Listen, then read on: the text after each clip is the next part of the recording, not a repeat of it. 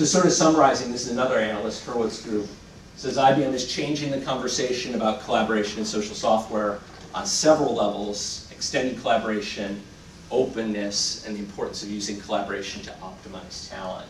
And clearly that last one is important in today's climate, and has really been the thing that has changed about collaboration over the last 20 years.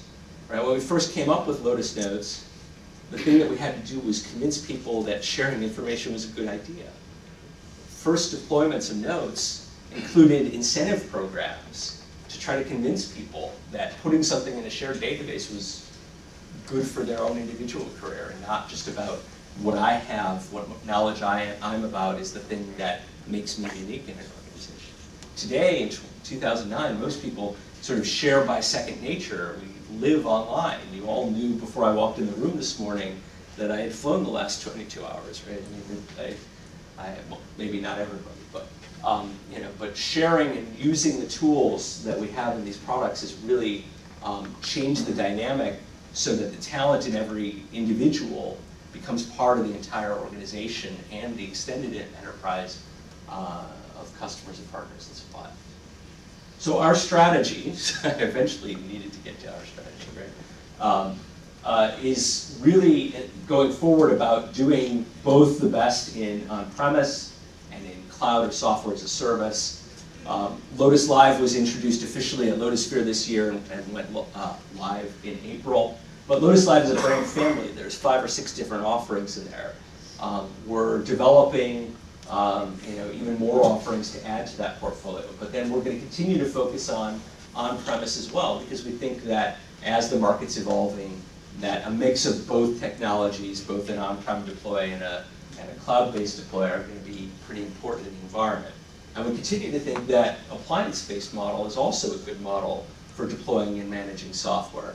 So we're continuing to extend the Foundations product line and other components like Protector to be focused on that all-in-one, self-managed, reliable box that does everything you need in an environment. So a lot of what we're building for the future is looking at these different delivery models and how to extend collaboration into both. So we announced a product originally a year ago called Lotus Notes Hosted Messaging, and then we rebranded it to Lotus Live Notes to come into line with the overall Lotus Live branding. A lot of what my team is worried about right now is how to deliver Notes and Domino through our own data center, through a software as a service model, even more effectively than we do through sort of the outsourced custom deals that IBM has been good at for the last 30 years, and get to a multi-tenant, pay-as-you-go, truly cloud-based environment, and put the tools in the Notes client or the browser that make it even more resilient to that delivery model. So we're really focused on that as we continue to build a messaging environment with Lotus Live. We want to have an entry-level mail system that's kind of good enough for a bank branch teller or a factory line worker or a ramp worker for an airline. And that's an acquisition we did earlier this year that's now going to ship as Lotus Live iNotes, and that'll ship in September. And all of that, again, gets back to the linked value. We want to extend the ecosystem. We want to have all of the integration points that we do today, whether that's an on-premise or a cloud-based deployment. So the last component to all of this is not that just we have to build great products and solutions, but we have to increase the awareness of them. So it's been clear for the last several years that the IT market has changed dramatically to where end users and consumers have a lot more influence than ever before on the technology that's deployed in an organization. So what we did with all of that stuff with Notes 8 and all the plugins to vendors like LinkedIn and Tungle and TripIt is help make that Notes client personal again. We needed to sort of strike a balance between the lockdown, IT-centric, know the user's not going to get away with anything mindset versus the user who expects, because they use this stuff at home, to be able to bring it into the workplace. And I think it's a big challenge for all of us in the industry to figure out where that balance lies.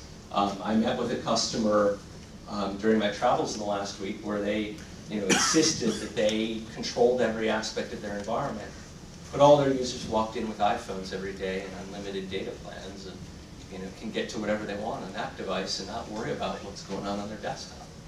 So I didn't really want to point out the obvious to the customer, but there's got to be a way to reach that end user and influence them into thinking about what technology makes sense in their business environment. So we've conceived of a new marketing campaign for the Lotus brand overall. Kevin Cavanaugh, my boss, announced it at the MWLUG a few weeks ago in St. Louis, and the tagline is Lotus Knows. And the answer to, sort of the fill in the blank is what will happen over the next 18 to 24 months in the conversation in the market. What does Lotus know? Lotus knows a lot of things, and we're very intent to ensure that end users understand what Lotus knows. So to start this thing off, we had a little jam. IBM likes to do jams. We've done them occasionally over the last couple of years. Last week to try to get ideas on what Lotus knows. How many participated? Great. We had about 6,000 unique IP addresses hit the Lotus Knows Idea Jam over the 72 hours it was active last week. Contributed 953 ideas, over 2,000 comments, and over 20,000 votes. And it was really an interesting dynamic in a number of different ways. One is, it's not like we issued a press release or some formal announcement of this jam. It was entirely done through social networking, and yet we had 6,000 plus people participate in the jam. Another is how active the IBM community internally was in participating in this external conversation. I admit, going in, I didn't necessarily expect this kind of transparency where IBMers would be telling other IBMers in a public space what we should be doing differently. Our PR team was going out of their mind about the middle of the jam, going, wait a second, there's Microsoft people who are participating in that jam, and we're telling them what's wrong with our company right now. And I had to say to PR, as if they didn't know already. That's what competitive intelligence is all about. We're just doing it in a different way. But that transparency was impressive, both from the perspective of what it did to engage the rest of you and what it did to energize all of us. So we obviously have things we've got to do as a result. This was not just an exercise in patting ourselves on the back and saying, oh, we already know what we need to be doing in the market. It does turn out that some of the very popular ideas are things we are already working on. So I don't know, as we make announcements over the next few months, whether we'll say, hey, the Idea Jam said we should do this, so we're doing that, or if we'll do the things we were doing anyway.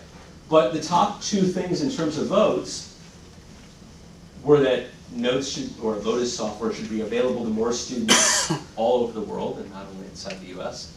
I was at a university in Australia 2 days ago, and they have an enterprise-wide deployment of Notes, and so it was very interesting to put this slide up, and they all said, exactly, this is why we did this. Right? So we need to do more of that, we get that. And then the second one was really the most interesting thought that bubbled up. Lotus knows that the rest of IBM does not know Lotus very well, and internal marketing is required. It's a $100 billion company with multiple lines of business. It's one of our biggest strengths and one of our biggest challenges. Right? There are days it's incredible to believe that IBM Global Services would go into a customer and say, what, you want to migrate to Microsoft? Yeah, we'll help you do that. It seems almost insane. But on the other hand, that's the business that Global Technology Services is in, is helping a customer do what they think makes sense in their organization. And as a shareholder, I want IBM to get a piece of that action if it's going to happen. It is not unlike many of your organizations that have different lines of business, and some of them overlap and some of them compete.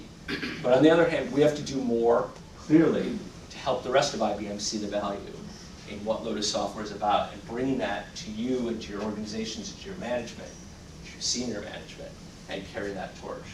So the Idea Jam was a success, no question about it. All of the executives within the Lotus brand participated. I and 12 others sponsored the various discussions, but Bob Picciano was in there, the marketing VP was in there,